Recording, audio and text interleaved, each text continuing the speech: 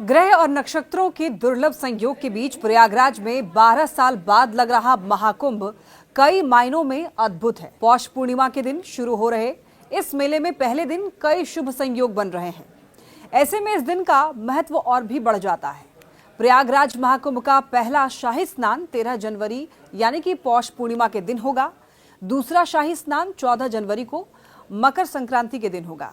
29 जनवरी को मौनी अमावस्या के दिन तीसरा शाही स्नान होने जा रहा है और 3 फरवरी को बसंत पंचमी के दिन चौथा शाही स्नान होगा। 12 फरवरी को माघी पूर्णिमा के दिन पांचवा और 26 फरवरी को महाशिवरात्रि के दिन आखिरी शाही स्नान होगा। कहा जा रहा है कि पौष पूर्णिमा के दिन जब पहला शाही स्नान होगा उस दिन रवि योग का शुभ संयोग बनने से दान और स्नान का महत्व और ज्यादा बढ़ जाता है। शास्त्रों में कहा गया है कि महाकुंभ के पहले दिन सुबह 7:15 से सुबह 10:38 के बीच संगम में स्नान करने से भक्तों की मनोकामना जरूर पूरी होती है। अब हम महाकुंभ का महत्व जान लेते हैं। इस मेले की कहानी समुद्र मंथन से जुड़ी हुई है। पौराणिक कथाओं के मुताबिक अमृत कलश को लेकर देवताओं और असुरों के बीच में विवाद छिड़ गया और इसी बीच अमृत की बूंदें 4 जगहों पर गिर गई। जहां जहां अमृत कलश की बूंदें गिरी वो जगह थी प्रयागराज, हरिद्वार, नासिक और उज्जैन। यही वजह है कि इन चारों शहरों में कुंभ मेला लगता आया है। अब सवाल है कि आखिर क्या वजह है कि हर 12 साल में एक बार ही कुंभ मेला लगता है। तो इसके पीछे भी पौराणिक मान्यता है। कहा जाता है कि अमृत कलश पर कब्जे के लिए देवताओं और दानवों के बीच में 12 दिन तक युद्ध चला और ऐसा माना जाता है कि ये 12 दिन मनुष्यों के लिए 12 साल के बराबर होते हैं। ऐसे में हर 12 साल पर प्रयागराज, हरिद्वार, उज्जैन और नासिक जैसे चारों शहरों में एक एक बार कुंभ मेला लगने की परंपरा शुरू हुई, जिसमें लाखों श्रद्धालु और संत शामिल होते हैं और पवित्र नदियों में स्नान करके पापों से मुक्ति की कामना करते हैं। जबकि अर्ध कुंभ मेला हर 6 साल पर एक बार लगता है। ये अर्ध कुंभ सिर्फ प्रयागराज और हरिद्वार में लगता है। अर्ध कुंभ में भी स्नान का सबसे ज्यादा महत्व है और पवित्र नदियों में स्नान करके श्रद्धालु अपने पापों से मुक्ति की कामना करते हैं। हर 12 साल के अंतराल पर लगने वाले कुंभ मेले को पूर्ण कुंभ कहा जाता है और ये हर बार प्रयागराज के संगम तट पर लगा जाता है। प्रयागराज में देखिए लगने वाले पूर्ण कुंभ का विशेष महत्व माना जाता है क्योंकि पूर्ण कुंभ की तिथि ग्रहों के शुभ संयोग के आधार पर तय होते हैं और उस तिथि के दौरान दुनिया भर के लाखों और करोड़ों श्रद्धालु प्रयागराज आते हैं और डुबकी लगाकर मोक्ष की कामना करते हैं।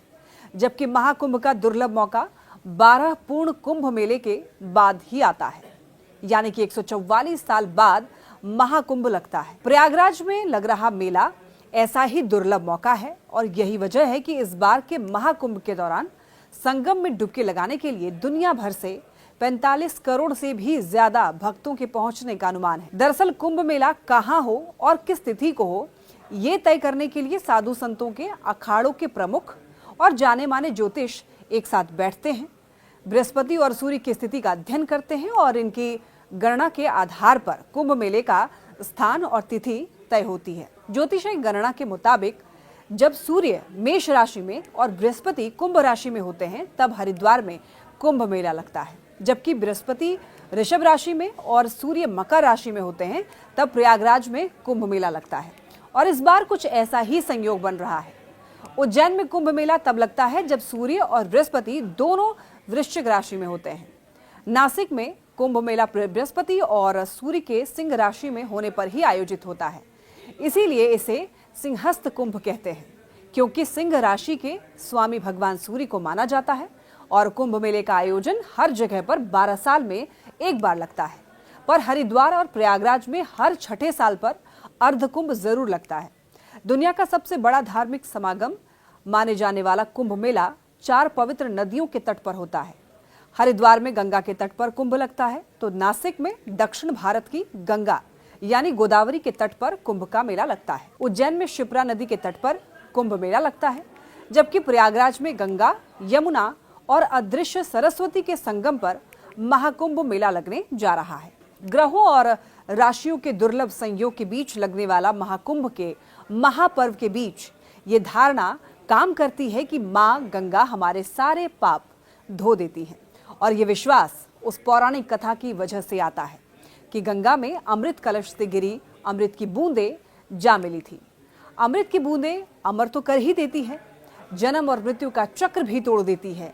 महान ऋषि वेदव्यास ने पुराणों में गंगा स्नान का महत्व बताया है। वो कहते हैं गंगा स्नान से मनुष्य के सारे पाप धुल जाते हैं। ब्रह्म पुराण कहता है कि खास तिथियों पर लगने वाले कुंभ पर्व पर गंगा स्नान करने से अश्वमेघ यज्ञ जैसा फल मिलता है। अग्नि पुराण में कुंभ स्नान को गोदान जैसा पवित्र बताया गया है, जबकि स्कंद पुराण में कुंभ में स्नान को शुभ फल पाने का जरिया बताया गया है। देखिए, कर्म पुराण कहता है कि कुंभ स्नान से सारे पाप नष्ट हो जाते हैं।